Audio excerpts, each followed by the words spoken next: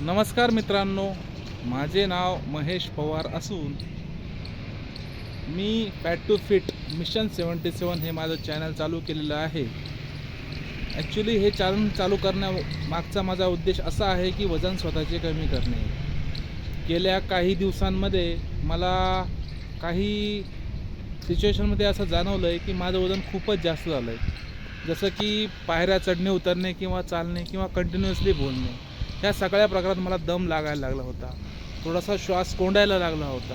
मग मी माझं वजन चेक केलं आहे, तर माझं वजन होतं 108 किलो, जे की खूप जास्त होतं. तर मला असं वाटलं की वजन कमी करायला हवं.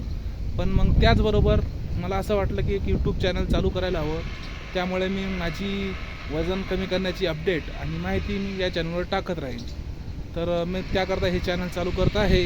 आणि त्याचबरोबर मी आपल्या सर्वांसोबत माझे डेलीचे अपडेट्स आणि जे माझं वजन कमी करण्यासाठीचे जे टिप्स आहेत ते मी तुम्हाला सांगत जाणार.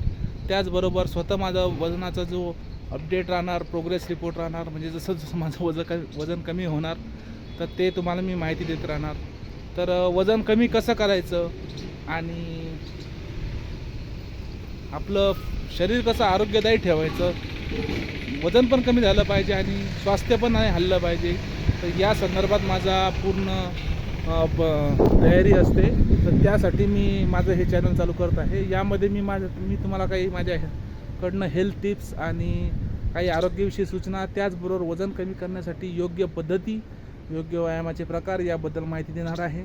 तर कृपया जर आपण नवीन असाल तर माझं हे चॅनल नवीन आहे, आज माझा पहिलाच ब्लॉग आहे. तर या माझ्या चॅनलला तुम्ही सबस्क्राईब करा, लाईक करा, कमेंट करा. आपलं मिशन फॅट टू फिट 77 हे चॅनलचं नाव आहे. माझं नाव महेश पवार आहे. माझं वजनाचा रिपोर्ट कार्ड वगैरे मी तुम्हाला लवकरच नेक्स्ट ब्लॉगमध्ये दाखवणार आहे. तर कृपया माझ्या चॅनलला लाईक करा, सबस्क्राईब करा आणि शेअर करा. तर आजसाठी एवढंच. आज मी हे जे ग्राउंड तुम्ही बघतायत त्या ग्राउंडवर मी आज 20 राऊंड मारलेले आहेत. 20 राऊंड मारून मी हा व्हिडिओ स्टार्ट करतो आहे. तर मला अशीच साथ राहू द्या. मी माझा डे 1, डे 2, डे 3 जसं जमेल तसं माझं अपडेट मी या चॅनलवर टाकत राहणार. त्याचबरोबर तुम्हाला काही हेल्थ टिप्स पण देत राहणार. तर कृपया माझ्या चॅनलला सबस्क्राईब करा. धन्यवाद.